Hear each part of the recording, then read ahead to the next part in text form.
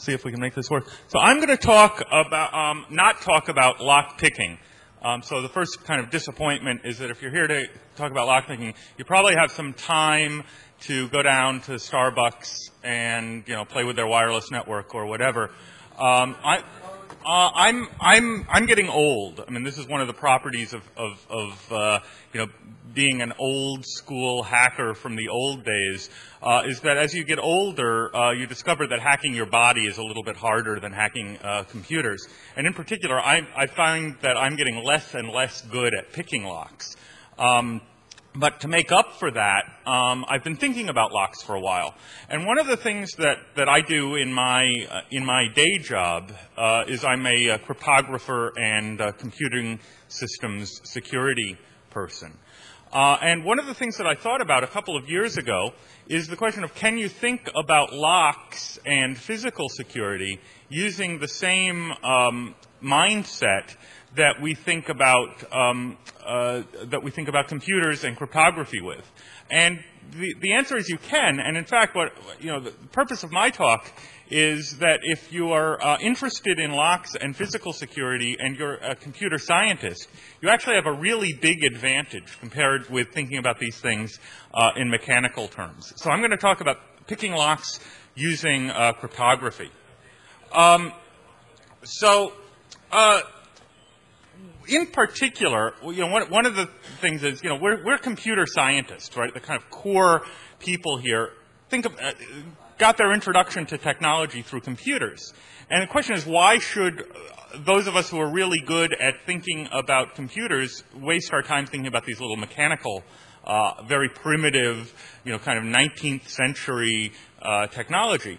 And one of the things is that, first of all, you can think about them in the same terms, and over the last 100 years or so, in particular, since they invented computers, the people responsible for thinking about physical security, the locksmiths and the safe manufacturers and so on, have gone from thinking about these things in very scientific, open terms to becoming very insular and private. And in fact, they've stopped being critical about security in the same way that we think about security. You know, we tend to be very critical. We say, well, let's look for the flaw. The physical security community, by and large, says, well, if somebody finds a flaw, the problem is these people trying to find flaws, not the flaw itself. So, you know, this idea of independent analysis has kind of gone away from the physical security world.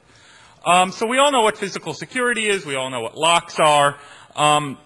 You know, there are you know, two major categories of locking mechanisms. There are combination locks, the kind used on cheap padlocks and to protect safes. I'm not going to be talking about those here. There are keyed locks, where you take a physical token and put it in the lock, and the physical token kind of convinces the lock to open in some way. That's the kind that I'm going to talk about.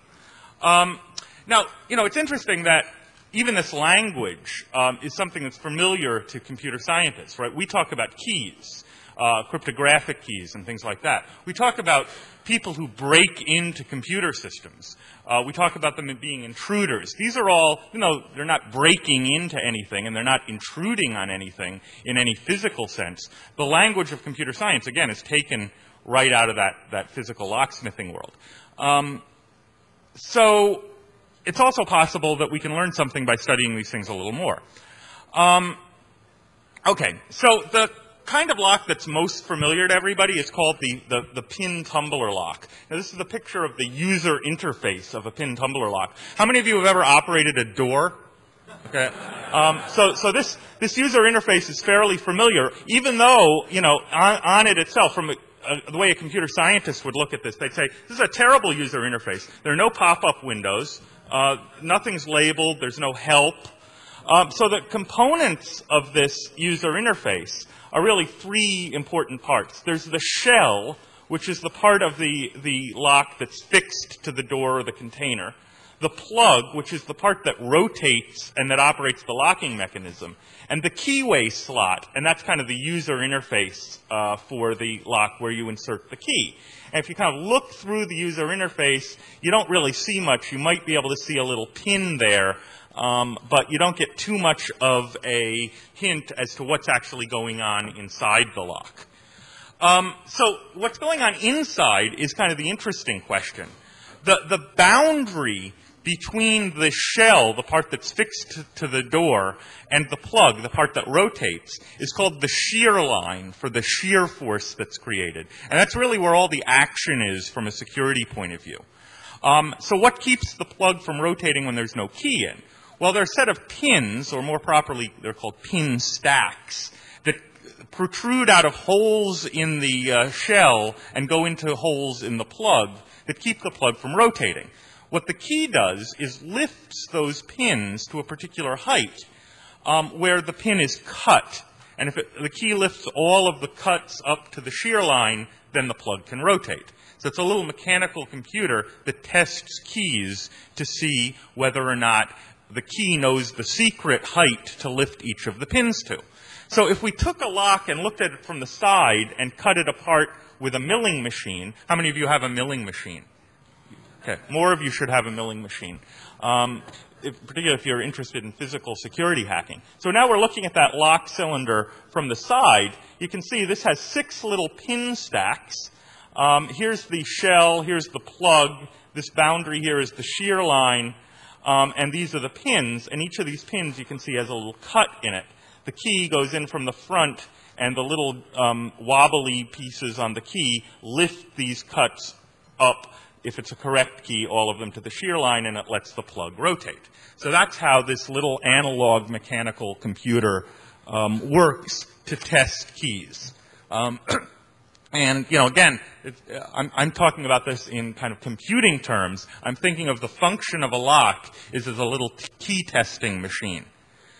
So how do the keys work? So here's some locksmithing terminology if you want to impress a locksmith, or more likely make a locksmith really suspicious of your intentions. The surface of the key where the little notches are cut that lift the pins up to a particular height is called the bidding surface, or the bidding of the key. And the notch height, the height of the key at any particular pin position, is the inverse of the corresponding depth of the cut, right? So a correct key is going to correspond to, in its height to the height of that cut inside the lock. So if you talk about the bidding of the key, that's just a list of all of the heights that the key is cut to at each of the individual pin position. Now, even though a lock looks kind of like an analog device, in fact, it's really digital in the sense that a lockmaker is typically going to use a fixed number of different heights that a key might be cut to. There might be somewhere between 5 and 10 possible heights that a key might be cut to. So you can kind of get a complete description of a key by knowing what kind of lock it fits in and the complete list of the heights that it's been cut to. So here's an example of a key, and this is a key of type SC20 that's conveniently printed on the key.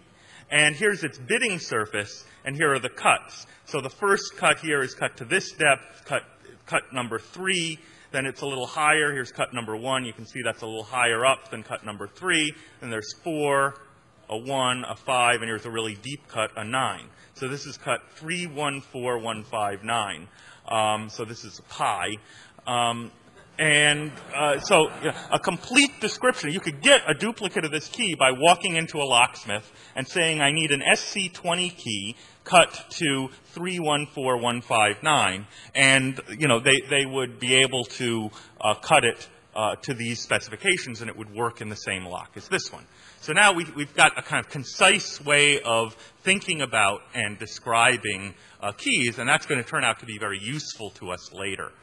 So when we stick that correct key into the lock, that will make all of these cuts line up at the shear line, and now we can rotate the plug and it will operate the lock. If you put a wrong key in, it might line some of the cuts up at the shear line, but as long as at least one is in the wrong place, the lock is going to, from the user's point of view, not operate at all. So one of the important properties of these locks is that if the lock is a perfectly designed lock, if there's no mechanical imperfection, a slightly wrong key is the same from the user's point of view as a completely wrong key.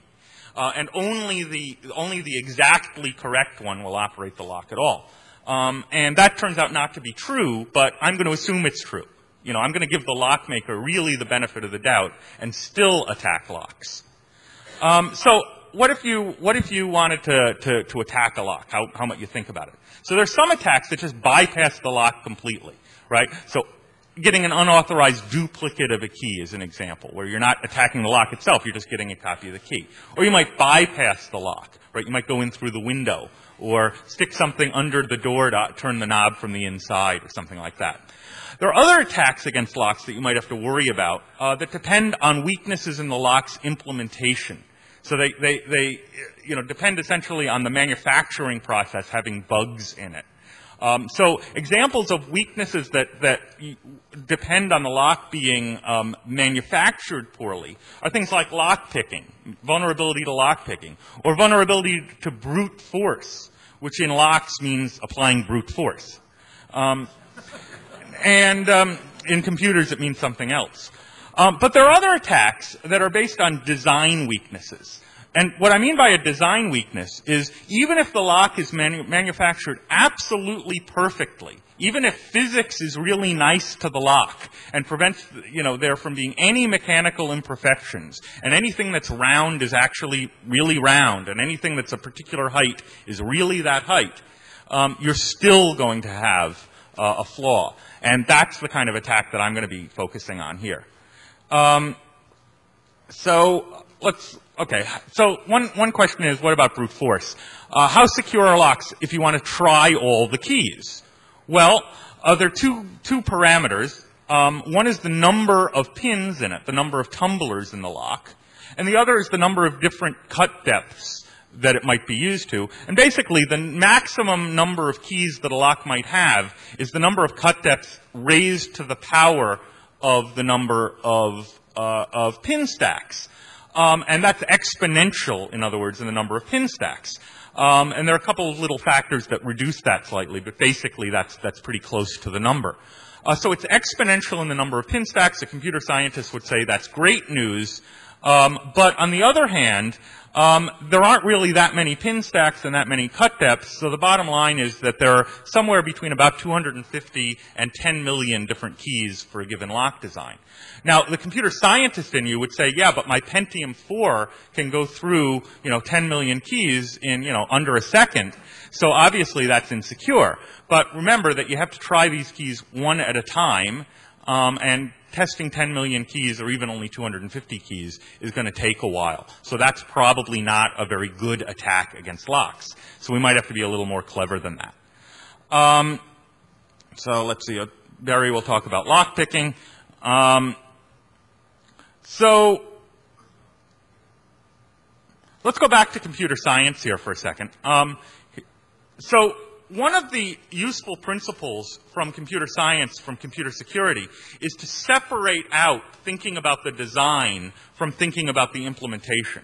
In other words, you think about what the thing is supposed to be doing and think about whether that's secure. And if that's not secure, it doesn't matter how good a job the programmer does, because even if it's perfect, you're still going to have a weakness. In fact, if it's imperfect, maybe the imperfection will cancel out the weakness. So, thinking about the design first is a useful kind of computer science way of thinking about this. There's another computer science principle, and this is a principle from somewhat advanced cryptography, is to remember that some kinds of security systems are easy to analyze by thinking about some components as what we call oracles.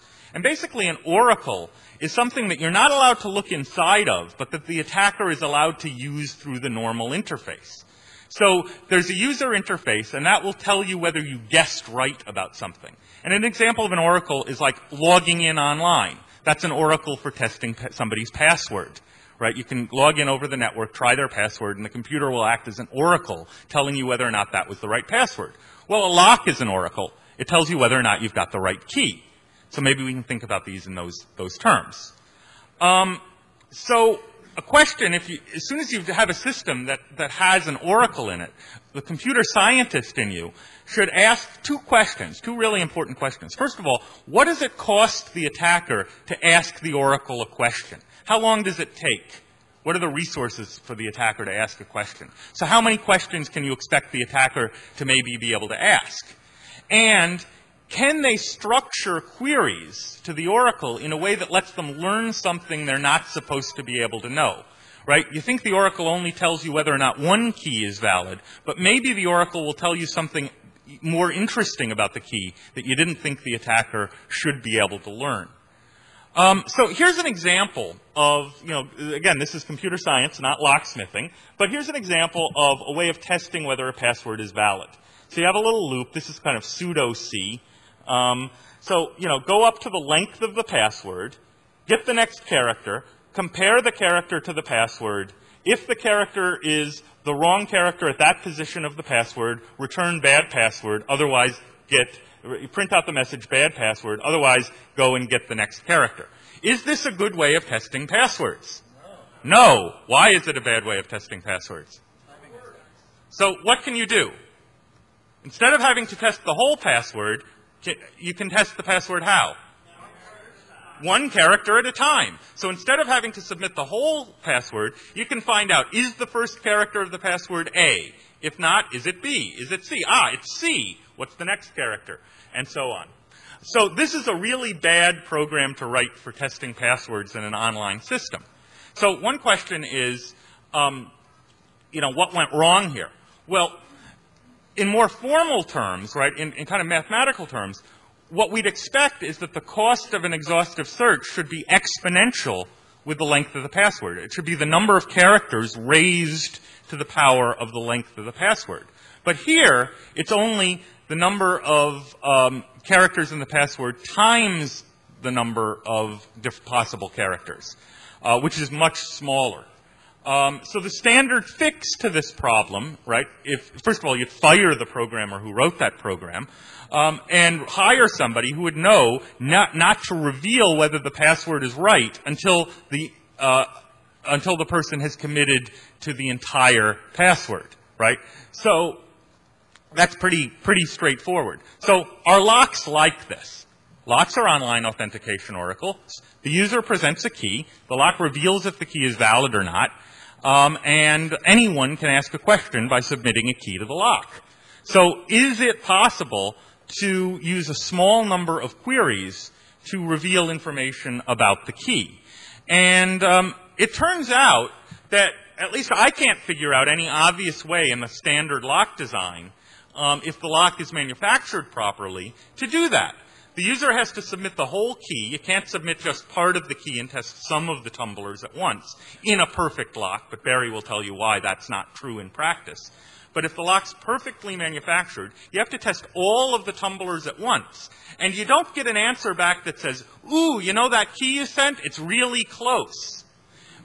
Instead, you get the same answer for a completely wrong key as for an almost right key. So from this kind of analysis, that perfect lock seems to have the same amount of security that's been advertised, and this would be good news for lock users who can get these perfect locks that turn out not to actually be made. Okay, so we got to move on to something. Sometimes there's more than one lock that can, more than one key that can operate a lock. So institutions like to have master keys that can open all of the locks in the system, so the janitor doesn't have to walk around with a huge ring of keys. Now again, here's some locksmithing terminology for you. The keys that operate just one lock are called change keys for technical locksmithy reasons. So if you want to be impressive to a locksmith, you could refer to your key that only opens one lock as a change key. And then the top master key is the lock that you'd want to get. That's the lock that opens all of the keys that opens all of the locks in the system. So one question that you might ask is it possible to take a change key and convert it into a master key in a perfect lock system? So let's think about how you might master key locks. One way you might do it is install 2 cylinders, one with the master key, one with the regular key. No one does that. There are special lock designs that have more than one shear line. Nobody uses those. There are locks that have lots of pins and only uses a subset of them. Those are require the use of a lot of pins. But the common technique for master keying is to have more than one cut in each pin position. And that's what I'm going to talk about here. So instead, our side view of the lock that's been cut away, instead of one cut, there are 2. One of them corresponds to the change key. The other is used by the master key. A key just has to raise one of these 2 cuts to the shear line, and the other one will either be above or below. And in a well-designed system, it's going to be kind of uniformly distributed where it's above, and sometimes it'll be below. So the change key is going to lift the change key cuts to a particular height. So now, not talk about some of these issues. So if you could figure out how to turn your change key that was given to you, say, for your dorm room and for your office into the master key, they might as well just give you the master key. There's no point in having different keys if it's easy to turn a change key into a master key. So, you know, it would be bad if you can do this. But it turns out you can. So let's go back to computer science for a second. Here's another bad program that somebody wrote. And it's, again, in pseudo-C. This is for a 2-password system where there's a user password and a master password. And here's the algorithm. You get the entire password. So we fixed that first bug. And now we go up, and we'll assume the master password and the user password are the same length, just to keep the program simple. We go up to the password length. If the letter at the particular position is the same as the user password or the master password, we keep going. Otherwise, we stop, and at the end, we return good or bad password. Does this meet the objective of opening with either the user password or the master password? It does. Yeah, it does. But it has another problem. Does it open with any other passwords? Yes. It opens with any password that's a combination of the user password and the master password. So this might be pretty secure against the outsider, but there are, in fact, a whole lot of passwords other than the 2 that it's supposed to accept that it turns out to accept. And in fact, if you know one password, you can very efficiently learn the other just by changing one character of the password that you know, one at a time, submitting it to the Oracle, and seeing whether or not it works, right? You can see how that you would be able to figure out the master password one character at a time. And that only costs you the size of the alphabet times the number of characters in the password queries to the Oracle. So you'd fire the programmer who wrote this program too. So do master keyed locks work this way? So, turns out, yes, absolutely. All you need is a single lock and its change key, plus a few blank keys. You don't need any special skills. You can be as old as I am and still have this work.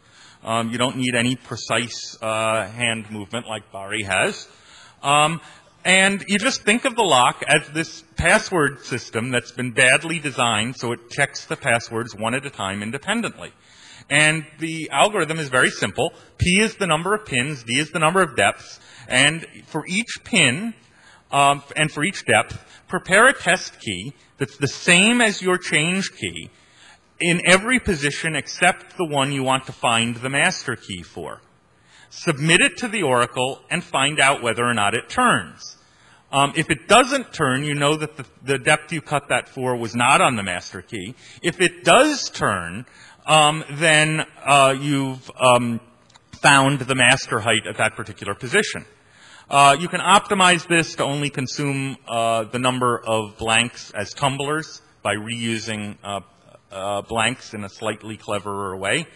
And the bottom line is that for $2 or less, You can compromise virtually any master key system this way. You can cut the blanks with either a file or a key cutting machine. You can get blanks for most locks pretty readily available. You know, the internet is your friend. And yeah, it really actually works. Now, the important thing here is, first of all, this attack is against abstract locks. Making the lock to more precise doesn't fix this. It's a problem with the design, not the problem with the manufacturer. The countermeasures to this have to either make it impossible for the attacker to get blank keys, which is pretty hard because blank keys are just pieces of metal, or fix the basic weakness that a lock shouldn't open with a combination of cuts for the change key and the master key. And this standard lock design just doesn't work that way. Bottom line is that cryptography can be applied to locks fairly easily. Can I take about 2 more minutes? Sure. Okay, great. It turns out computer security isn't very successful at protecting computers, as we can see. There are viruses all over the place. But it's good for something. You can at least use it to analyze locks. That makes me feel better. I'm a computer security person. I've been a horrible, miserable failure at protecting computer systems. But at least I can get a job as a locksmith. I just want to talk for a second about culture clash. Computer security people have traditionally, kind of thought about openness as being really important. Talking about vulnerabilities is a good way to eliminate them. That's really in our blood, right? The scientific method kind of requires that. You're kind of arguing with Isaac Newton if you say that you shouldn't talk about vulnerabilities. And basically, this acknowledges that we don't know everything there is to know about security. We've got a lot more to learn. The only way we're going to learn it is by being open. The human scale world, like, for example, locks or physical security or anti-terrorism, often doesn't view things this way. Security isn't really viewed as a research topic. It's just viewed as a way of keeping out bad guys. And people intuitively think that we already know everything there is to know. The problem is, people just shouldn't think about how to do these things. Why would somebody think about how to attack systems? And, you probably get that all the time. Why are you thinking about this? You must be a bad guy. And it's interesting that mechanical locksmithing used to be the way computer scientists thought. And have kind of slipped into a dark ages. So I'm going to read you this quote. It's impossible to read there. Alfred Hobbs, he's my hero. He deserves to be your hero. He was an American. He went to London and broke all of the major lock systems in use at the time. He figured out how to pick all these locks. And he picked the Bramah lock. That was the thing that really made him famous, which was this unpickable lock that for 50 years they had a challenge. You could win 200 guineas if you could pick the Bramah lock. 50 years later, he went to London and he did it in a couple of days. And then he picked the Yale lock and the Chubb lock, and these are all the major lock designs that are still used. So nobody listened to Hobbs, it turned out. So he wrote his memoirs and he described how he did all of these things. And in the preface, he and Tomlinson, the editor of his memoirs, wrote this very eloquent thing. It could have been written today, except for the fact that it's well written. A commercial and, in some respects, social doubt has been started within the last year or two, whether or not it is right to discuss so openly the security or insecurity of locks. Many well-meaning persons suppose that the discussion respecting the means for baffling the supposed safety of locks offers a premium for dishonesty by showing others how to be dishonest. This is a fallacy. Rogues are very keen in their profession and already know much more than we can teach them respecting their several kinds of roguery. Rogues knew a good deal about lockpicking long before locksmiths discussed it among themselves as they've lately done. If a lock, let it have been made in whatever country or by whatever maker, is not so invaluable as it has hitherto been deemed to be, surely it is in the interest of honest persons to know this fact, because the dishonest are tolerably certain to apply the knowledge practically, and the spread of the knowledge is necessary to give fair play to those who might suffer by ignorance. It cannot be too earnestly urged that an acquaintance with real facts will, in the end, be better for all parties. Now, that's a pretty modern view, right? And this is 1853. Now, it turns out that Hobbes was preaching to the choir. The community that he was in understood that you had to talk about these things, and he was really just playing with you, and giving people ammunition for thinking about what they already knew to be right.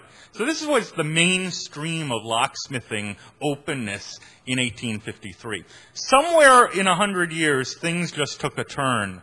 So I'm going to give you a quote from another book, the standard book on opening safes. The standard book on safe cracking called The Art of Manipulation, written by Lentz and Kenton, published in, 100 years later, 1953. And it has a preface, too, in which they talk about openness. So they say at the beginning of their book, it is extremely important that the information contained in this book be faithfully guarded so as not to fall into the hands of undesirables. That, by the way, is you. We also suggest, after you become proficient in the art of manipulation, you destroy this book completely so as to protect yourself and our craft. By the way, I got my copy of this out of the library, so what can you do? Now, 50 years after that, in 2003, a fellow by the name of Billy B. Edwards, a prominent locksmith expert in master keying, wrote in a guest editorial in the National Locksmith, which I think he didn't realize I subscribed to, a publication for locksmiths. Blaze's master keying paper, the stuff I just described, shouldn't have been published because the only people it will educate are the dishonest who will use it to compromise security. Locksmiths don't have to be surreptitious. No, we can't call him a moron because he is obviously intelligent. After all, he did grasp the concepts of master keying. We can see, however, that he is an inexperienced amateur when it comes to physical security. In his computerized world, it's a simple thing to fix a security problem. You just load new software. So the bottom line is that the locksmithing community and the computer science community seem to have different views on the subject of openness. But, in fact, some of the tools of computer science are probably very useful for thinking about locks. And with that, I'd like to turn it over to the second most dangerous person I know, Mark Tobias.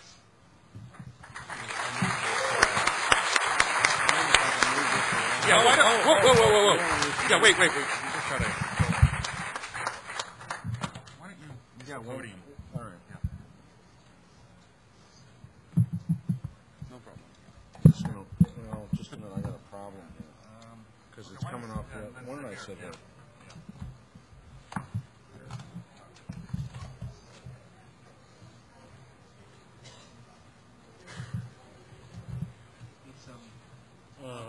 Except we got water on it. Yeah, that was the. You got something No, not really. No. The woman with the baby probably has one. Yeah. Does anybody have an absorbent piece of material? Like a paper towel. Or a diaper. Yeah, we just spilled some water here. Keyboards absorb water. Yeah, so do computers. Hey. Thank you, very kind. Thank you. Oh, great. Thanks very much. Great, thanks. Okay, yeah, we're Probably enough, yeah. Okay, let's make the overhead work. So it should be up. Yeah. Are we on? Wait, something just happened? Huh? Ga gewoon zo zitten zoals je net zat. Ja. What do you want to do here? Function F7 again. Function F7? Wait, it sometimes takes a second. Look, something, yeah, there you go. Okay, there we go, okay. Well, good morning. We're going to talk about some reality now rather than more theory. I deal in the real world. Matt more deals in the theoretical world, and so the two have merged. And some of the slides that I've got are going to be duplicates of his, so I'll run through them pretty fast. I want to talk about more master keying, but somewhat in more of the real world. My background, very briefly, I'm a lawyer. I specialize in fraud investigations, and bypass of high security locks for a variety of clients and analyzing locks and locking systems for bypass. I'm the guy that wrote the 8-pound book that's great for pressing flowers and nighttime reading, and also the multimedia edition of that book, which is up to 14 volumes of CD and about 60 hours of audio and video, and which part of it's available. Barry contacted me. I see Barry sort of frequently in Amsterdam for dinner when I'm in Europe, and we decided that for you guys that are getting into lock picking, we would run a special set of picks to commemorate the conference here, and so we did that, and actually some of those are still left. If you really want to get into it, this is how you start, and with some reference materials. So I'm going to talk about a variety of issues in the very few minutes left to me. And no, thank you. And so first I'm going to talk about master keying and security issues and the reality side of this. Matt caused quite a stir in the industry that I'm sort of part of. In January of '03 in the New York Times, when he was with AT&T Labs, in exposing a vulnerability in master key systems that some locksmiths were aware of, almost none of their clients were aware of, and from the legal standpoint, my interest in it as a lawyer is the liability issue to start with, and the problem is that virtually every building in the world, other than some military installations, are master keyed. And generally, there's a top-level master key that we abbreviate TMK that will open every lock in the facility. And so, obviously, if you can break that top-level master key, you own the facility. And therein lies the problem. And I also had to tell you guys, I was listening to the panel before us on phone phreaking, and I can tell you if they had computers when I was in high school and college, I would still be locked up. And also I can tell you that because the statute of limitations is run on phone phreaking, I can admit to doing a lot of it. And especially when Teltone came out with their chip to make it really easy to do. And as a matter of fact, a case I was working about 10 years ago, one of the email addresses I have, and I have two of them that you guys can write down, and if you have any feedback or information that you'd like to share with me, it'd be great. My primary address is mwtobias@security.org, and my second one is multifreak@security.org. And for you guys that have been around, you know exactly what that means. Okay, so master keying, we're going to talk about master keying, high security locks. There are two of them in the world that can essentially combat the issue that Matt Blaze brought to a blazing public light. And much to everybody's chagrin in the locksmith profession, they all actually think this is still secret information. They obviously haven't gone on the internet. And there essentially are no secrets in the industry. And there are ways of protecting master key systems that I'll briefly touch on this morning. And two in particular. I'll also touch on a couple issues that you probably would find of interest. There's been a lot of talk lately about the 999 or the bump key or the percussion key as they're calling it in the UK. And this is a method that was developed in Denmark that will allow you to open a lot of cylinders instantly by rapping on them with a specially designed key that you insert into the lock. And by the way, Matt mentioned, oh, okay, so Barry's got one to show you, which actually we talked about last night, and so I had forgotten at this point. But it's very simple, and there's a video that you can look at offline after the panel if you'd like. It was done by Hans Malshede in Denmark that I shot as part of my CD-ROM series that shows in about 2 minutes how to go click, click, and the cylinder's open. and I'm sure Barry will demonstrate that for you. It's actually very clever. And it's based on the old impact picking principle with a pick gun or a snap gun that I'll also show you very briefly.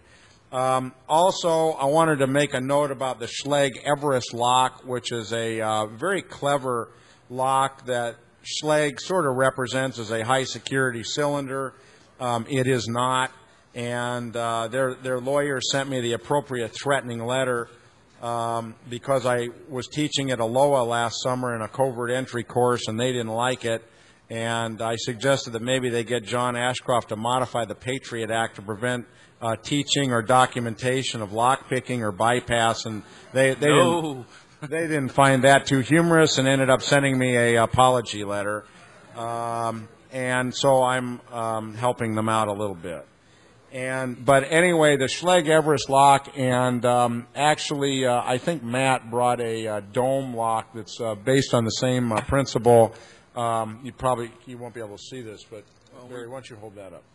Okay, but maybe we could try to... We can show it. Basically, the bottom line is, and I'll show you a macro photograph, there's an undercut on the key that makes the key blank extremely difficult to replicate. You can't do it in a normal key machine. Basically, the blanks come from the factory. Also, I'll make a couple impressioning notes, and the reason for that is that one of the conference participants that's registered on our website came up to me yesterday and presented me with the computer lock made by Kensington, which is probably the best one in the country and probably also the most effective. My newfound friends at Kensington, I'm sure I'll be hearing from them. This is an axial pin tumbler lock that you're all familiar with. Unfortunately, you can stick a ballpoint pen into it and impression it in about 10 seconds and open it. So I'll show you the other side of that is a foil impressioning system that was developed by John Fall, one of my associates in England, who's probably the top guy in the world. But it turns out that a little Papermate pen, you just stick it in the keyway and go click, click, and it's open. And finally, if at the end of this panel we have any time, I'd like to summarize for you a burglary investigation that I was privileged to review part of in Antwerp a few months ago in Belgium, involving the theft of $100 million worth of diamonds, essentially none of which have been recovered. 7 career criminals from Italy were involved. The burglary occurred essentially out of negligence, ineptness, and stupidity on the part of building owners at the Diamond Exchange in Antwerp, where 85% of the world's uncut diamonds are processed. They sent me one of their threatening letters a couple months ago, telling me that if I represented that they were in any way negligent, that they would go after me, and I sent them an appropriate letter in response. And the lawyers have the right to do that. And the bottom line is, 1, I haven't heard from them, and 2, they haven't recovered the $100 million in diamonds. And so with that, let's move on. Okay, master keying theory, and as I said, some of these slides are the same as Matt used, so I won't go through them in detail. We're basically talking about conventional pin tumbler locks. There are essentially 2 kinds of basic pin tumbler locks. One uses conventional keys, as Matt showed you. The other type use a master keying system called positional master keying, and Barry's got some of these. Basically, they're dimple locks. And dimple locks vastly differ from conventional pin tumbler locks in that the secret to opening a dimple lock is, A, to know where the dimples are because they're moved around as far as tumbler positions. And they're pin tumbler locks, but the keys have holes in them rather than a normal bitting surface. And so and Barry is showing you one. And so there's a number of high security manufacturers that make these. However, most of them can be opened and decoded rather instantly with a foil impressioning system where the foil actually impressions the lock. And there's several very high-tech tools to do this, but the bottom line is a popsicle stick soaked in alcohol or a little carrier with aluminum foil, with special aluminum foil will open them. So Matt showed this. Basically, inside the pin tumbler lock, we have what are called pin stacks, and there's a pin stack comprised of a top pin, a bottom pin. In this lock is not master keyed, and so we only have what's called one shear line. That is when all the bottom pins line up at the edge or circumference, the inner circumference of the plug, then the plug can rotate. So what we're talking about is a shear line, as you can see here, lined up, and it can rotate. When the correct key is inserted as shown, the shear line is lined up so the plug forms a continuous surface and it can rotate.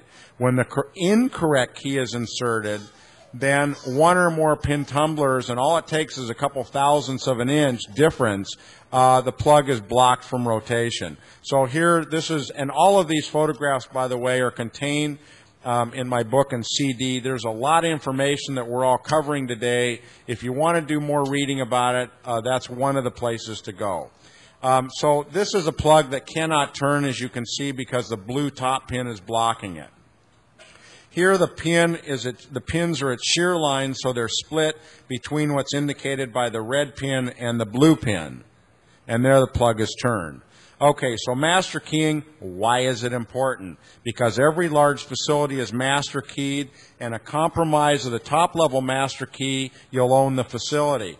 Basically, to compromise the master key system, there's no risk involved. You get all the locks. It's absolute access. There's no high tech involved. There's no forensic trace that can be found, and there's no time limit to break the system. So what is master keying? As Matt told you, we have change keys and we have a top-level master key. We also have what's called incidental master keys.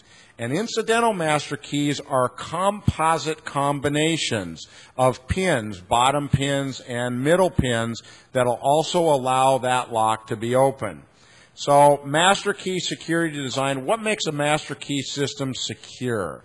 Well, essentially, it's how difficult is the blank to replicate. That's really what it all comes down to. The rest of this, it's okay, but the bottom line is if you can't replicate the blank, you're not going to break the system. A number of different locks can be master keyed. There's lever locks, wafer locks, and pin tumbler locks. But the bottom line is we're talking about pin tumbler locks because there's billions of them in the world, and that's what's really out there. So again, in the master keyed environment, we have two lower pins that comprise the pin stack plus a top pin. And so what we're doing is we're creating a composite, and then we're sampling the cylinder at each position. So what I've called in my book, this process is called extrapolation of the top-level master key. And basically what we're doing, as Matt told you, is we're testing a sample lock, which is not going to be your target lock. We're testing that lock for every pin segment in every position. It's simple, it's easy, there's been a lot of publicity about it. It is a serious threat to security. And as Matt said, there's no special tools involved, no expertise is really required. All you need is a file, and it's basically covert. And so, and basically all you need is one change key to target a lock, to test it, to open a lock to generate the top-level master key. So as Matt told you, we're reading the lock. An attack can cost less than $2. A blank can be cut with a handheld punch, a file, or a key machine. Blanks are available for most locks. Now, the trick is some locks, some high-security locks, have restricted keyways. And we're going to talk about that in a minute because there's a neat little machine made in Germany called the Easy Entry. It's a profile milling machine that will replicate almost every blank. So basically, what are we going to do when we go to break a master key system? Basically, what you're going to do is you're going to set up, if it's a, let's just say it's a 5-pin lock. We're going to pre-cut, if we really want to do this quickly and rapidly, we're going to pre-cut 5 blanks with the same key code as on the change key that you have, but we're going to alter one position to begin at the top, either a 0 or a 1, and then we're going to file down or cut down each one of those positions in sequence until we derive the top-level master key code. And when I was interviewed by the New York Times as part of Matt's article, they said, well, bring this down to real reality here. And I said, well, let's take New York. All the restrooms in public buildings are generally locked. And so when you go to an office for a visit, if you want to use the restroom, you ask the receptionist for a key to the restroom, and of course they'll oblige you. Once you have that key to that restroom, if that restroom cylinder is on the top-level master key, which in most places it is, because this is called convenience, you own the system. Because all you have to do is decode that key or make a silicone impression or copy it, and then at will, over your convenience, you can go sample that restroom lock for the top-level master key. And as I said, when you get that, then you walk into anywhere in the building. So the decoding process, as Matt referred to, you can do it in one session. You can do it in multiple sessions. There's no forensic trace. This is the problem. And you walk up to a lock, you stick a key in it. If it opens it, you know that you've decoded another position. If it doesn't, you go back or you go wherever, you file it down to the next tumbler position, and you test it again. So what I've done is a graphic representation of each chamber position, and basically you're testing each chamber. And actually a 5-tumbler lock, you can do it, I calculated, in 4 keys if you're really lucky. It depends on the bidding combination. So how do we make master key systems more secure? Well, the real way to do it, and the only way to do it, one, as Matt suggested, you can add additional pins in the pin stack. That's true, but it lessens the security of the lock because it becomes a lot easier to pick. So it's not an acceptable alternative. Theoretically, yeah, it'll make it more difficult because you have to decode more permutations. But at the end of the day, it's not the way to do it. You can use what's called a Corbin master ring, which is about a 75-year-old technique. Actually, it was invented over 100 years ago. There aren't very many of those systems around. And it's also a way to do it, but they also have their own security problems. So basically, the real way to protect these master key systems, because everybody asked me after Matt's article came out, well, okay, Matt's come out with a problem, what's the solution? Well, in fact, there is a solution. The solution is Medeco and ASA with multiple sidebar codes. And what I mean by that is the Medeco lock, how many of you are familiar with Medeco? Okay, everybody's heard of Medeco. Medeco probably owns the high security market in America. They really are, in my view, the best. So the bottom line is the Medeco locks, you not only raise the tumblers with the bidding on the keys, but you twist them. Both actions occur simultaneously, and when you twist the tumblers, a secondary sidebar drops into the plug to allow it to rotate. So if either the vertical biddings are incorrect or the sidebar cuts are incorrect, the rotation is incorrect, the lock won't open. So you're really running 2 kinds of master key systems at once. You're running a conventional master key system, and you're also running a positional master key system with regard to the location of the rotating tumblers. So these systems, although they can be defeated, it's a lot more difficult, and if you walk up to a lock without a change key, it's very, very difficult to obtain the top-level master key. And we're talking now about the Medeco biaxial, which has double the number of rotating positions that the original Medeco did, and there's a representation here in the colored diagram. There's 4 1/2 positions, and there's left, center, and right rotation. And so this is a very clever design, and Medeco has made it possible to have different sidebar codes for different groups of locks. So if you're targeting a lock that isn't in the same sidebar code group, you have a serious problem to decode that lock. And here's a graphic representation of a Medeco biaxial lock. And essentially what Medeco is doing for the top-level master key is double cutting the master key, the top-level master key, to accommodate a matrix of all the individual sidebar code groups. The other lock that will prevent the problem is made by ASA. And it's the ASA V10, which we don't see in America very much. It's only in 3 very high security installations in America, one of which doesn't exist anymore because Al-Qaeda took care of it in 2001. But there's 2 other major facilities in the country where this is used, and it's essentially the same as the Medeco approach, only it depends on sidebar millings as shown on these keys. And so if you don't have the right sidebar milling, you have a serious problem decoding this lock. And so basically what ASA's done is take the pins and they look at either the left or the right-hand side of the key for contact points, as you can see here. So the next level, Medeco just came out with at the first of the year that some of you may have heard about. It's called the M3.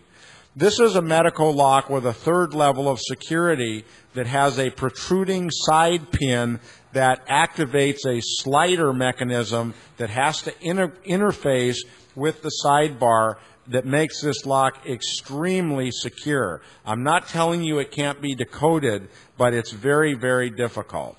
These photographs show what the sliders look like.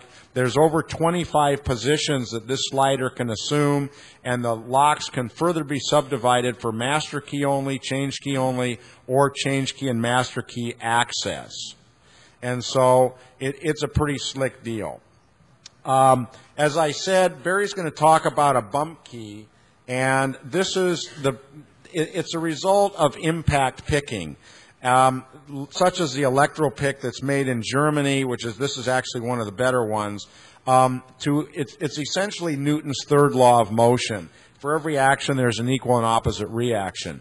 And so when you bounce the tumblers, and this is especially appropriate for picking mushroom pin tumbler locks, you bounce the pins, and in 2 seconds you can buzz open the lock if you're really good at it.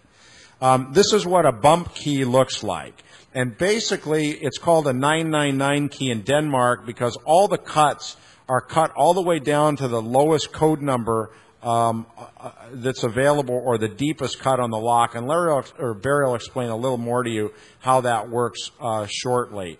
There's also comb picking. Are you going to talk about that? I wanted to, but if you can show it, it's better. Okay. This is a comb pick. This is actually made by John Fall. Believe it or not, a lot of the manufacturers today still don't get this concept. All of the pin stack, the length of the top pin and the bottom pin in each pin stack have to be constant. In the old days, all of the top pins, which were then called drivers when I grew up, were of the same length. The problem with that theory is that you can take a comb, which is shown on the left-hand side, and you can essentially create your own shear line. So, Matt, let me have your, your laser pointer. Okay.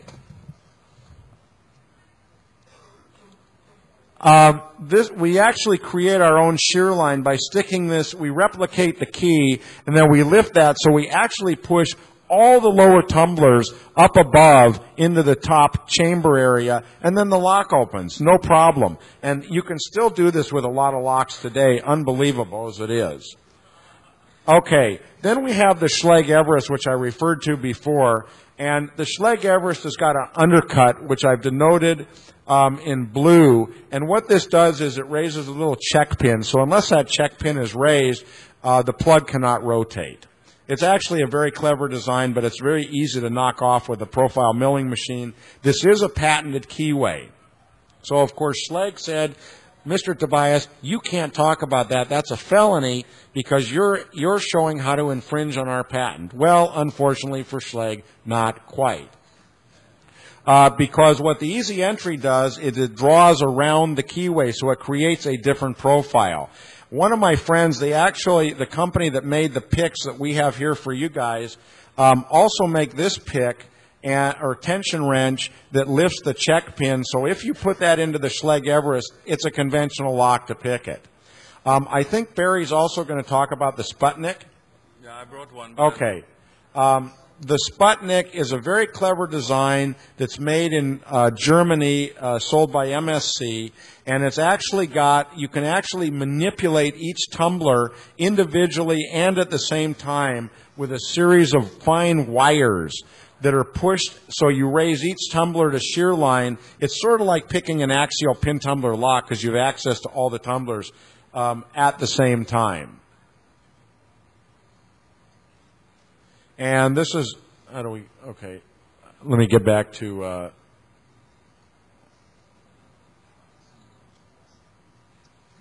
how do we get back to, okay, all right. So as we can see on this macro, from the area in my CD on this, it shows how each of these wires can control a pin. Okay, the easy entry profile milling machine. This is really a slick box. This is a little 20-pound box, runs on 24 volts. It'll replicate almost any keyway in about 5 minutes. In Germany, it was developed because there are all the blanks. It's driven either in German or English. You stick the blank in. It samples the blank. It actually reads the blank. It measures it with a little probe that goes on both sides of the blank, and then it actually mills it. And I think Barry's got one of those to show you. Well,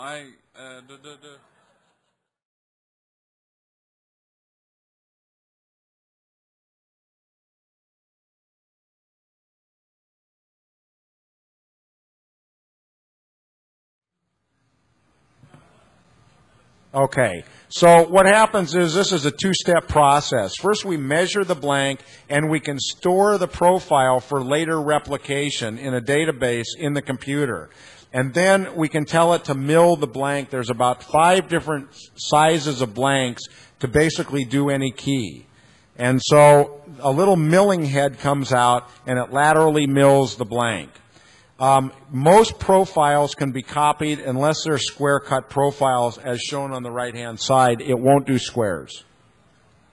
And it won't do protrusions. Now the cool thing about this machine is that you can take a change key. Now think about this in the master key environment when you can't get the blanks. This is the problem with this machine. If you have access to the machine and you have access to a change key but not a blank key, this machine will replicate the change key and change it into a blank key. So you have no access problems for the blank keys. This is why this whole master keying issue has become so critical. And again, here's what the blanks look like, and here's what the cut keys look like. And what it does is it actually samples and approximates the words in the lock so it doesn't absolutely precisely represent the key. Now, what's really cool about this machine, I've been working with the manufacturer in Germany. There's now software out for this machine that you can take a photograph of a keyway.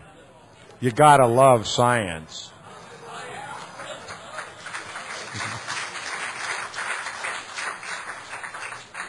Okay, so we take a picture of the keyway, import it into Adobe Photoshop, size it, import it into the easy entry, and what you do, I don't know if you can see a little bit, you actually draw the keyway.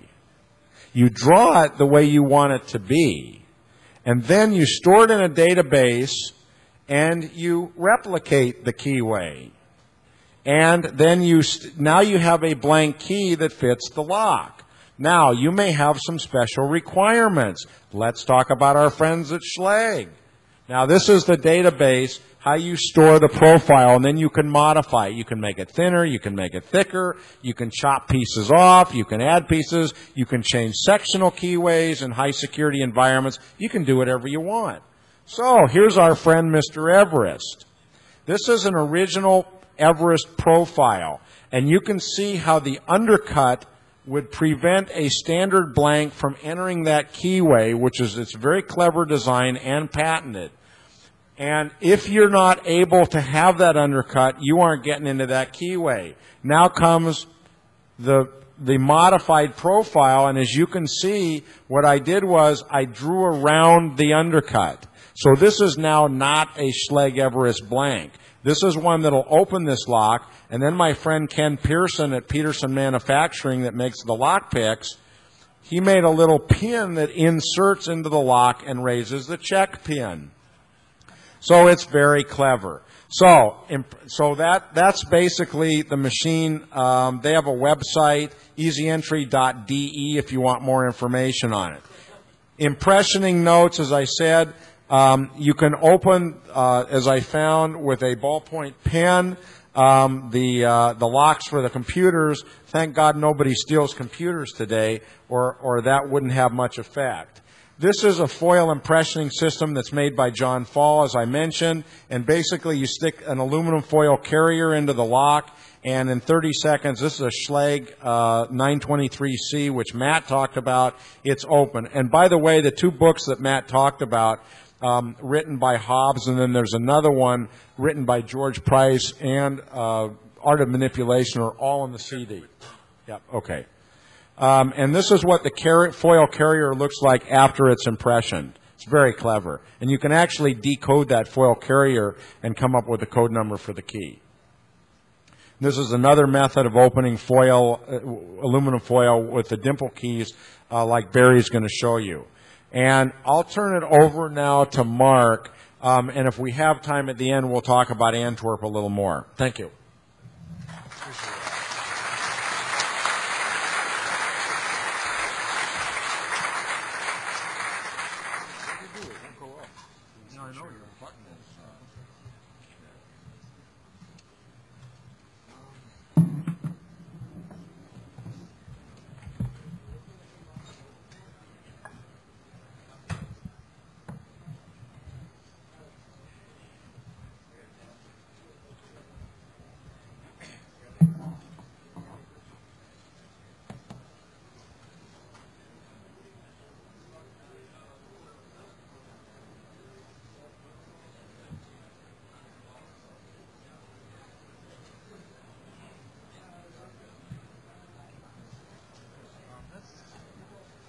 Sometimes it takes a little.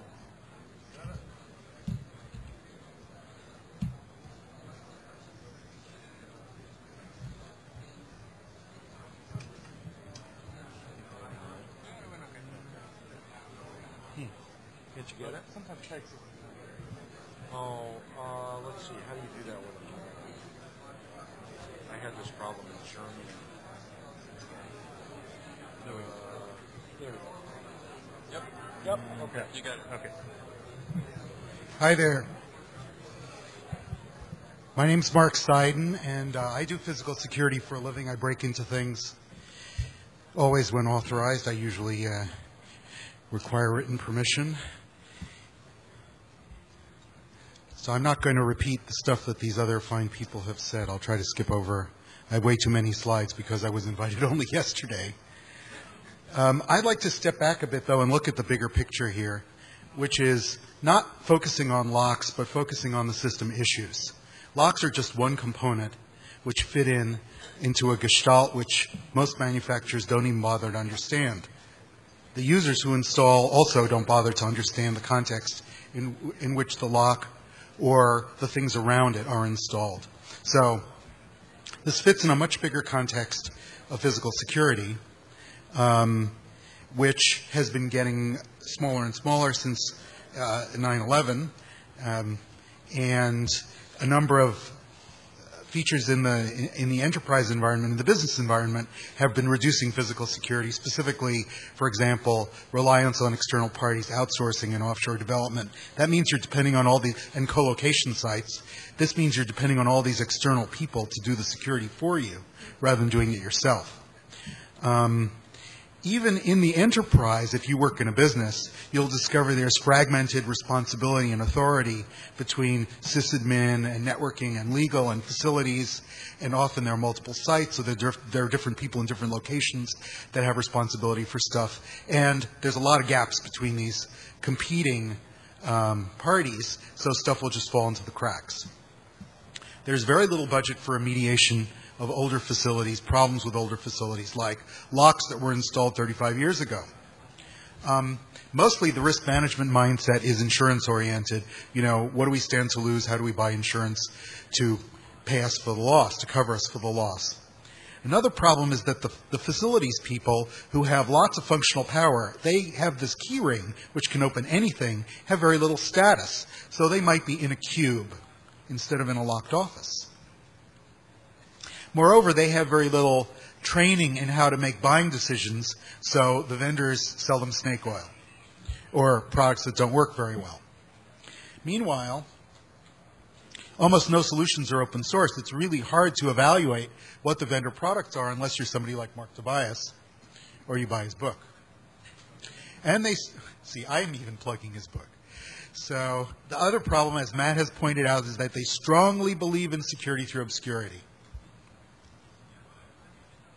Their common cop-outs, rationalizations, excuses are, that's not my job, it's my vendor's problem, I don't consider that a plausible threat, we just have to do a little bit better than locks and keys, or we have to raise the bar just a few inches so they'll go to our neighbors. In a campus or a building, there's a lot of legacy to deal with. For example, partial height walls, hung ceiling, raised floor, wiring rooms in the wrong places like in the hallways, wire runs through public areas, doors that were installed 30 years ago, locks that are misinstalled.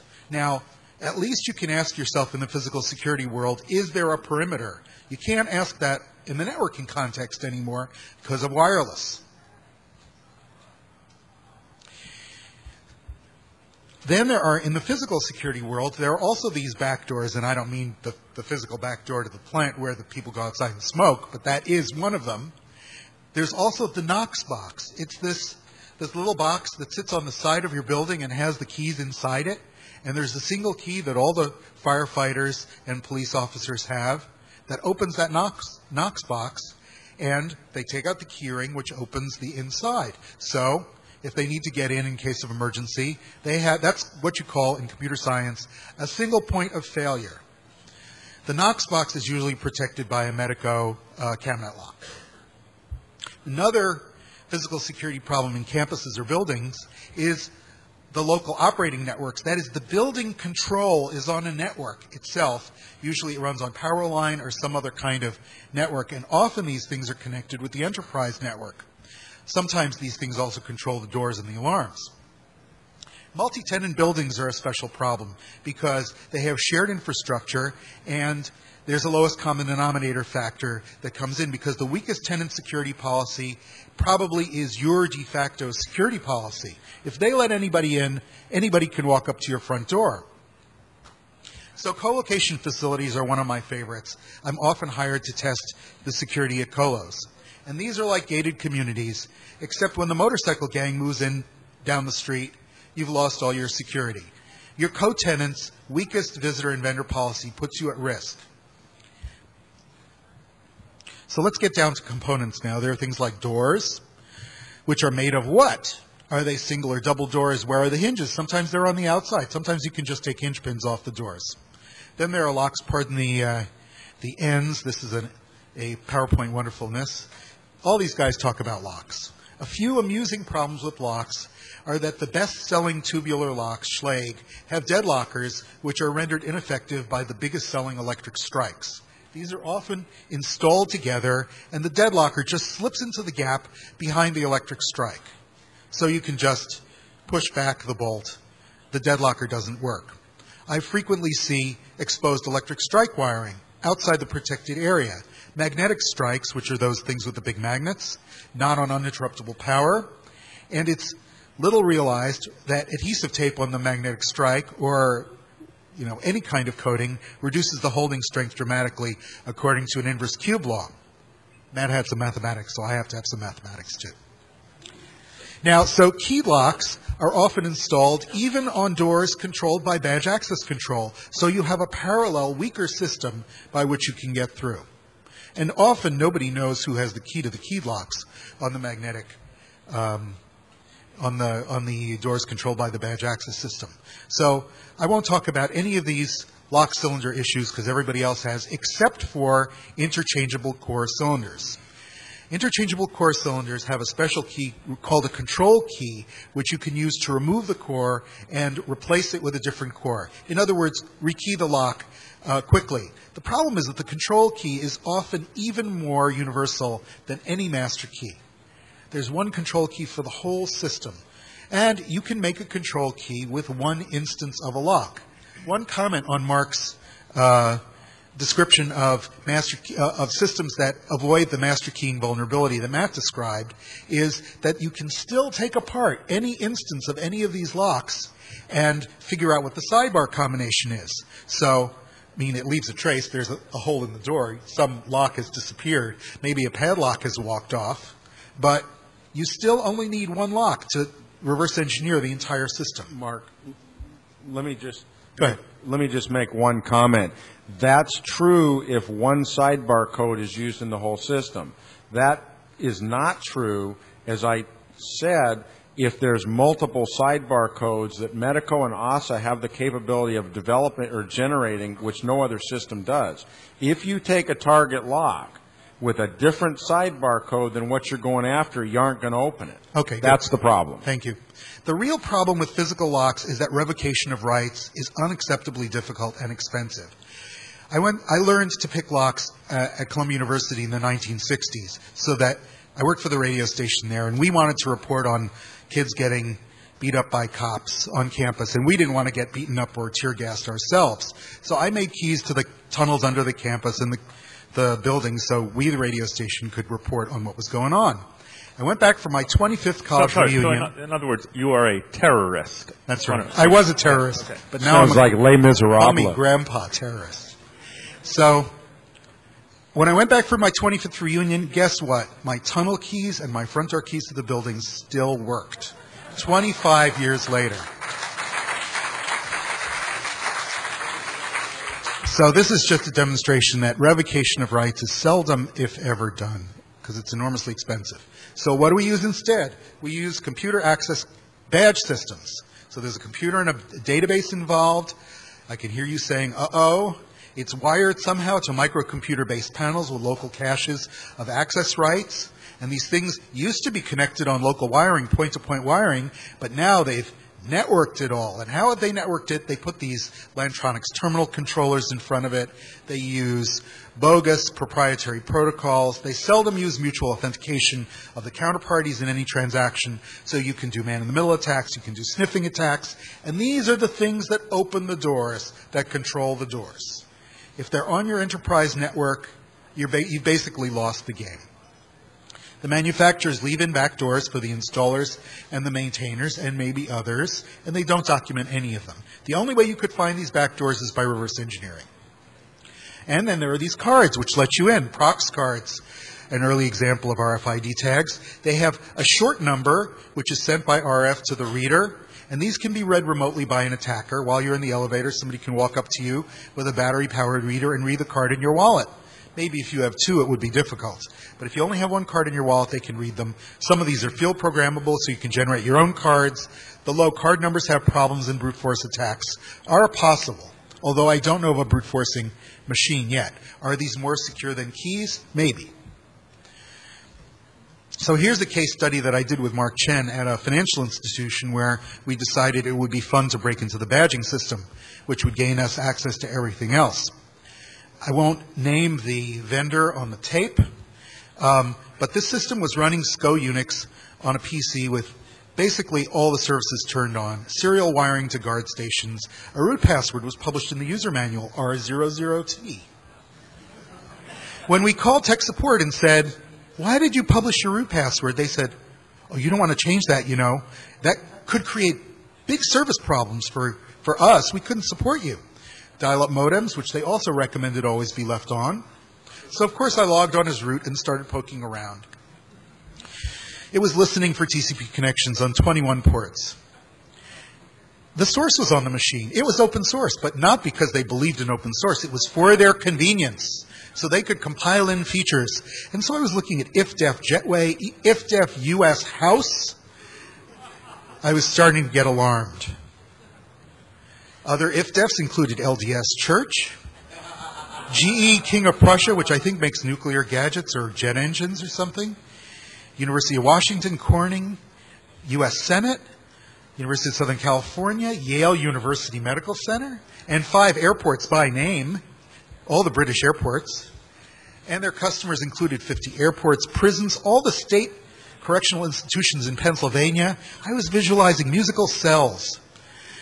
At midnight, we'll just open all the cell doors and see what happens. So looking at the database schema was really instructive because the system has this concept of passkey, a magic word. You type at the guard terminal, and it conveys various privileges. It's like a password, but without a login. And all of these things were in a database table, lightly obfuscated. So, of course, we extracted the passwords, and we noticed there was a special passkey, a magic function of the date, which conveyed system manager privilege to anyone who knew how to compute it. So you could just type in this number, and boom, you were the super user. This was not documented. So, of course, an attacker could do anything, including musical cells, create stealth badges, alter code, disable the logging mechanism, remove or alter the log records. There are general problems with sensors and alarms, which I don't have time to talk about, or Barry won't have time to demo. I won't talk about video, but video has its pluses and minuses. Particularly, you may discover this when the pin of your ATM card is sniffed by someone who has installed a surreptitious video camera pointed at the keyboard and has put an overlay card reader on the ATM. I'll just talk about this colocation case study. I was hired to test security at a big colo, one run by a publicly held company with vaults. They called them vaults, cages and cabinets on a raised floor. But the raised floor was the plenum for the cool air, which would flow through the raised floor, go through vents in the vault, and go up into the ceiling. So basically, this was just an enclosed area with an open floor and an open ceiling. Naturally, you could go over the ceiling or under the floor, but they said, we have passive infrared sensors. We're protected by motion sensors in our vault. So I decided to test it. I submarined under the floor, popped up, waved at the motion sensor. 20 minutes later, nothing had happened. So I walked out of the door, and I waved at the camera. I put up a sign saying, "Bust me." Nothing happened. I walked out the door with a PC. How did I get in the first place? I walked in the back door, and they buzzed me in because I had a legitimate-looking badge, which I had forged. So, of course, what you find out is that the motion sensor is for their convenience. It's a request-to-exit sensor. It shunts the switch on the door that enables you to leave without setting off the alarm. If you force the door on the way in, it would set off the alarm. But if you're walking out, no alarm. So they didn't ask themselves the question, how could somebody get in the space when nobody entered? There's been nobody in the space for 48 hours, but suddenly there's movement in the space. Isn't that abnormal? Well, no, because they have no integration between the motion sensing and the access control and the alarm. They're all disintegrated systems. Identity, I'll just leave you with one thought question, which is the last bullet here. Is it better for your colo to accept your driver's license or to issue you their own credential containing a shared secret or to check your face in a database? And my claim is that private credentials are much better these days because anybody can make driver's licenses. Like this guy who forged the identity. This is Abraham Abdallah, who pled guilty to large number of counts of forging the identities of 211 of the Fortune 400 richest people a few years ago. The USGAO also has been doing experiments on phony driver's licenses. They determined that if you filled out this form, which asks you questions like, are you a fugitive from justice? Are you subject to a court order restraining you from harassing, stalking, or threatening? Or, have you ever been adjudicated mentally defective?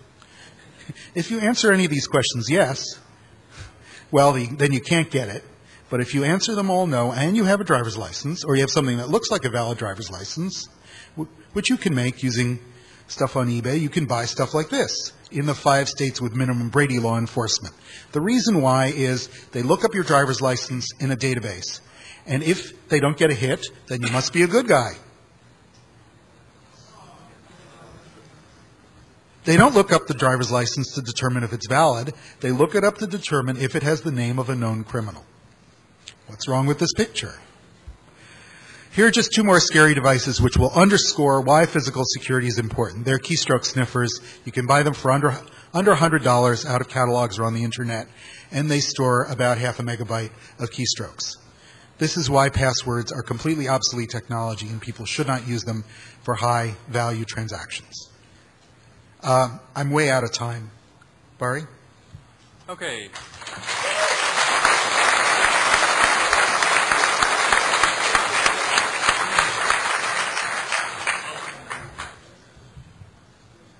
Okay, then for the last 30 minutes, I'm going to do some demos, and then hopefully some people can ask questions as well.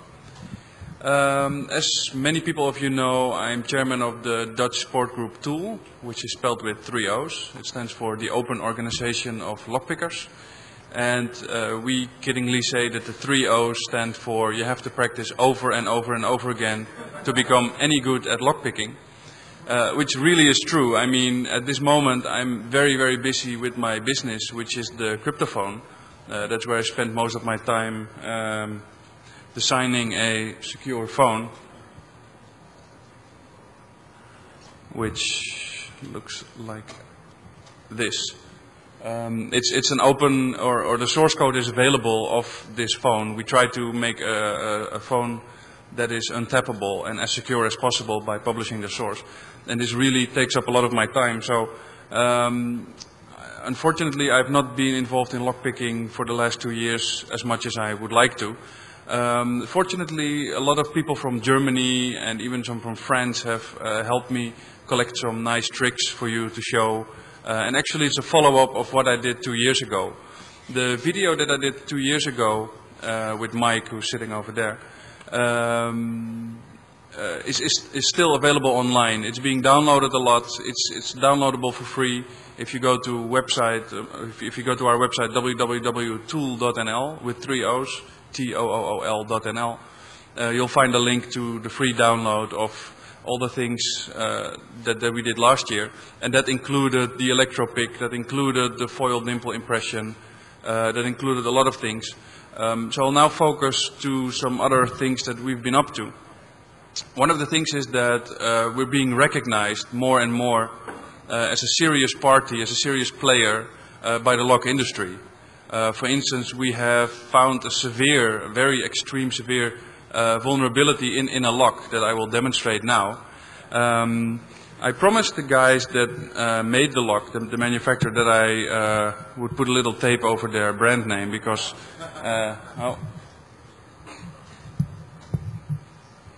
because there are still a small number of these locks around. But what actually happened is that somebody came into the Tool Sport Evening and said, well, you know, here's this nice lock and here's the key. And, well, this, of course, works and it operates.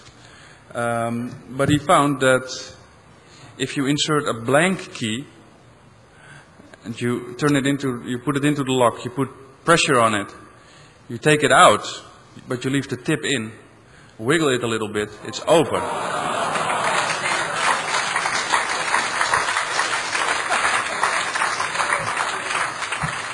Now, this happened at an evening that Mr. Tobias was visiting us and doing a lecture on master keying. And, you know, we all looked at each other and he said, well, you know, this is just a lucky combination of pins and it's a one-thing go. But then we thought about it some more and we discovered that it actually was a vulnerability that applied to all the locks, the complete series of locks ever made in this series. And we figured out what happened. The factory that manufactures these locks actually didn't manufacture all of it. They only did a part of it. What happened is that they bought the locks from a cheaper manufacturer, and when they got the locks, they were completely assembled, but they were filled with all the combination pins 3. So the pins would be all at the same length, 3, 3, 3, 3, 3, and they would have a blank key that looks like that's cut a little bit deeper. There would be a whole line of ladies sitting there with a pinning kit. They would insert the key, they would insert the blank with the 3, turn the plug 180 degrees, remove the plug, re-key the pins with a new combination, for instance 1, 5, 7, 5, 3, and put it back in. Now, so far there is no vulnerability. But what happened is that the factory that sold the locks used pins, the top pins, of a diameter of 2.2 millimeters. And they replaced the low pins with pins of 2.0 millimeters, which means that they are actually more thin.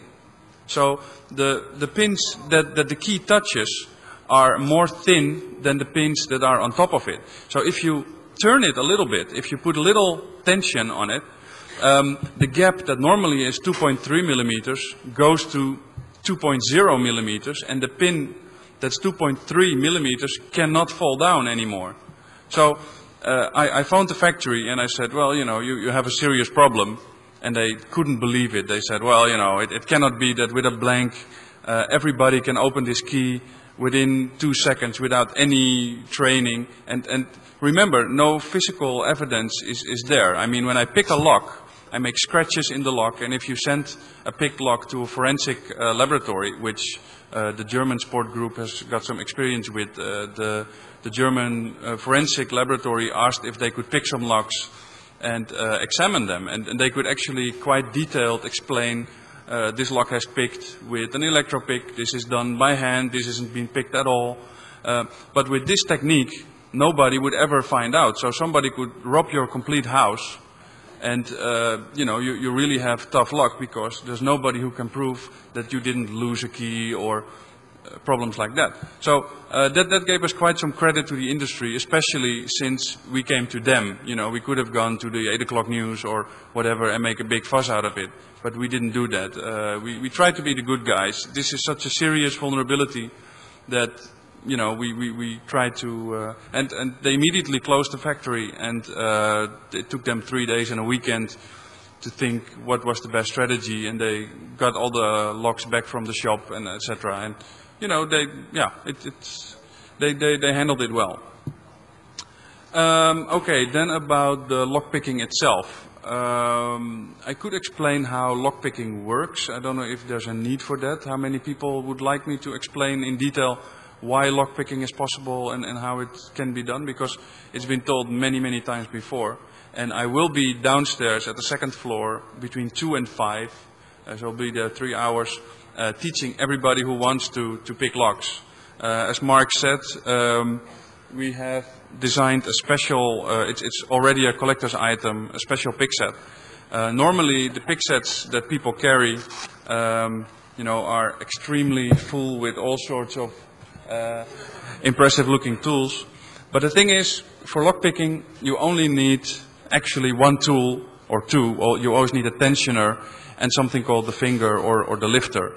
And this specific one we made has got 2 different ends, and this will open, if you spend enough time practicing, this will help you open, yeah, I don't dare to say exactly how many percent, but I would say 80% of the locks around you without any problem, as long as you practice, because the tools don't open the locks, you do, you open the lock. Okay, so if you want to learn to pick locks, just come downstairs between 2 and 5. Tomorrow morning there's going to be a lockpick championship. We'll put a nice reward on that, we'll put a nice prize on that. Okay, what's that? I'm not exactly sure about the time yet, so... okay, we got 15 minutes, okay. Well, I brought a whole lot of things to demonstrate. But since we're running a little bit out of time, I will go into the bump key. The bump key, as Mark already explained, is a key that is cut to its lowest position. Sometimes it's even cut a little bit below its lowest position. And what happens is that if you insert it into the lock,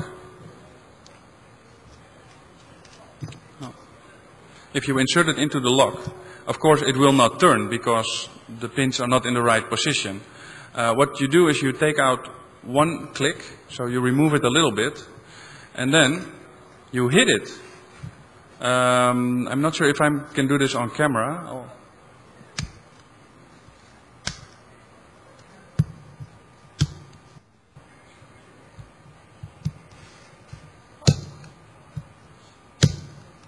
Demonstration effect.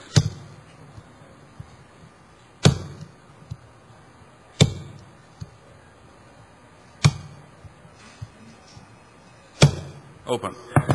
Okay.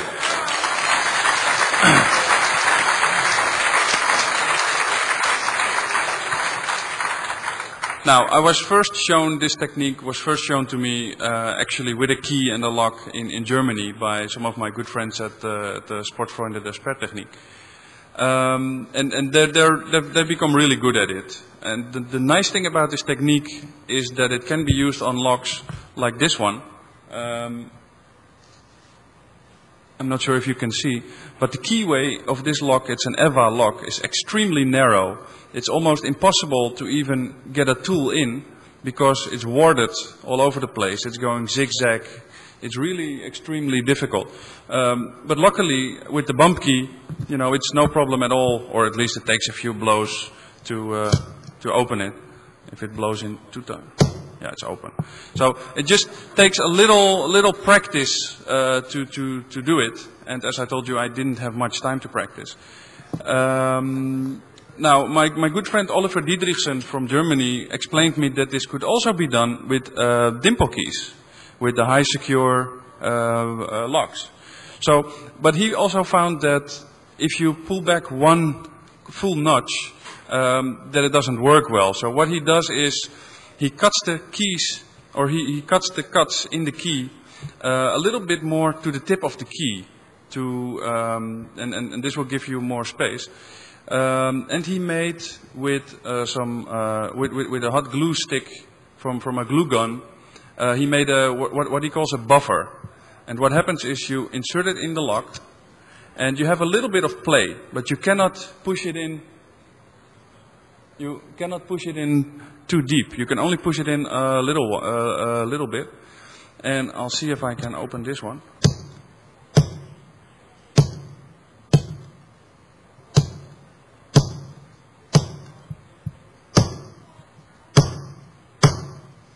Making dents in the table. Ow.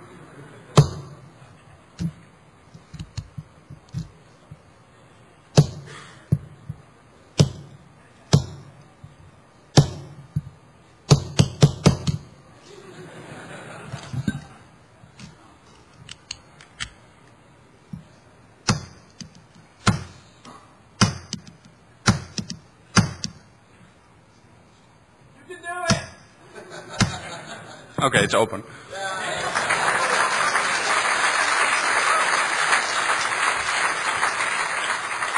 Now, but this is what I mean with if it wasn't with the help from some of my friends of Germany and France, I wouldn't be able to show you all these tricks because I really don't have that much time to really go into you know, nights and nights of playing with all these things.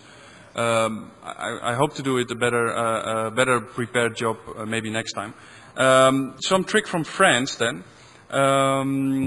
There is a Bricard lock, and the Bricard lock is special that the key itself has got 2 rows of pins next to each other. I don't know if you can see it, but it's a very sophisticated system. And of course you will probably never see a Bricard lock because it's French and yeah, but in But in France, you know, this is really a very expensive, high security lock, and to pick it, it's almost virtually impossible because of these 2 rows of pins, and it's very difficult. But my good friend Jimé Chamary, he's thinking a lot about lock security, and he thought, well, it must be possible to make some sort of impressioning system. And as Mark already put out, with foil tape you can make some impressioning systems, but with this lock that seemed not to work. So what he did was he used packaging material, this foamy-like stuff, and he made a blank, which is made out of two parts, actually. This is it uncut, so you can move the parts. And he sticks in this packaging material. And it's really amazing, but it really works. At least I hope it does now.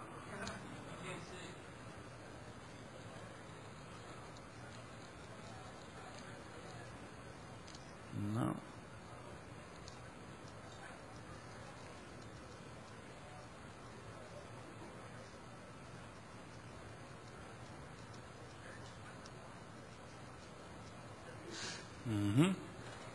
Demonstration effect kicking in.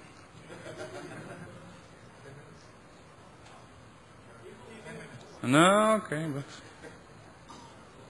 okay, I'm gonna remove it from the camera. Do you want people to queue up for questions while we demo? Yeah, it's cool. Okay. Yeah. So while you're doing that, I have a quick question. What kind of lock do you have on your door? Okay. The reason, what is also my daytime job is making sure the physical security of the space around the cryptophone area. I mean, we're making secure phones to keep the bad guys out, but these bad guys have almost unlimited resources. So the thing is, I need to be at the state-of-the-art level of making sure that nobody enters our building without them compromising our computers or the systems that we work on. So I'm not going to tell you. Okay, it's open. It's open. It's turning. But I can tell you that a lot of computer security is involved. It's not only a mechanical system we use. I can tell a little bit. It's funny that... oh. By the way, if you want to harass us with questions, please queue up at the microphone in the center. We only have a few minutes left, but if you want to yell at us with questions or just say harassing comments. Yeah, one real good secure lock system is by Abloy. It works with disks, and I did open a couple of disk locks the last time from Abbas. But this is actually much more sophisticated. It's got a double locking bar, and if I was to recommend locks, it would probably be the Medeco M3, the ASA V10, and the Abloy systems, because these are really the high secure systems. Okay, if you have a question. Yeah, I have a question about the bump key method. Does that work on the majority of locks? Yeah, it works on an amazingly amount of locks. The only thing is you need time to practice. You really, if you think you can open any lock with 3 strikes with the first time you try it, you're wrong. But if you practice with it, you can open a large amount of locks. It works the same as a pick gun. It elevates the pins up. And it's a timing matter as well. So you need to strike, wait a fraction of a second, and then turn. If you turn at the moment that you strike, you're not going to open it. It's really a timing matter. It's really something. And are there any locks that method doesn't really tend to work on, or because of the style of the lock, or? Well, as I said, the Medecos, the ASA V10, the lock with the sidebar, and the Abloy, they're completely resistant against it. Right. It works on a variety of locks. It works on padlocks. It works on door locks. It works on an amazing amount of locks. Right. Thank you. You're welcome. My friend Mike. Hi, Barry. First off, great presentation, guys. But the one thing that I think Mr. Tobias, if that's the right name, he was the only one who really touched on the fact that locks are one of the weakest links in all of security, and that you can cut through the drywall or go over the walls or under, as he said, in just that, in the general feeling of that. Now, considering that, when we talk about this lock has a terrible weakness here and that lock has a terrible weakness there, as a whole security-wide thing, do you really feel the lock is that important to the security chain? Yes, it is. It It still is a point of attack. Sure. Yeah, I mean, I think one advantage is that from the attacker's point of view, if you attack the lock, you often leave very little forensic evidence. So one property of the lock, as opposed to punching a hole through the drywall, is that you don't discover the attack until much later. And so, that's one reason that locks are important to study in and of themselves. But it's absolutely true that these are just part of a larger system. And if you're concerned with securing something, you have to look at everything. Yeah, you really want defense in depth, which means locks, alarms, video, everything. The key distribution is often a problem. If you can find the facilities guy who's left the key in the coffee cup, well, and then you impression it, then you have forever entry. So it's not the lock that's the problem, it's the way the keys are stored. Okay. Hi. One of the questions that I have focuses more on the kind of like some of the automotive cars where you have the microchip embedded within the key system. Now, as far as the additional spin regarding like tumblers, or if there's something else needed to activate the chip so that the lock turns. There are a bunch of different kinds of those. Some of them are really unsophisticated. Some of the earlier ones, with that computer chip turned out to just be a resistor, and with 15 or 16 different values. Actually, that was pretty. It's a pretty good system that's still out there because it's easy, right? And it works. But some of them have challenge response these days. Yeah. So they're really transponders with RFID. Challenge response is very sophisticated. So the problem is you can't tell what it is. By the way, why do you want to steal cars? Actually, something about a friend of mine who had misplaced one of his keys, and since right. it cost about good story. Exactly. So $500 for a replacement key from GM. I mean, yeah. Well, since he did. I'm not sure why you want to deprive those good people at GM of their $500 for your replacement key. I don't know. We have a couple minutes, so please, quickly. Can you take one more question? Actually, in addition to his, that's the Texas Instruments Tiris system that they're using. Challenge response-based RFID. I was actually about to ask you about that. Last question, because we have to be out of here, unfortunately. SpeedPass system uses the exact same technology. Have any of you gone into any sort of analysis of this? You can look at Dave Farber's list, interesting people. There has recently been a thread on EasyPass, FastPass, how it works. It's basically a very simple RFID. I have the equipment to read them down in my room right now. Say that again? I have the equipment to read them down in my room right now. Very good. Send me an email, would you? Yes. No problem. I think let's each take a one-sentence parting shot, since we have to be out of here right now. Okay. Well, thank you very much, and I hope to see you at the second floor between 2 and 5 today and tomorrow. Thank you very much.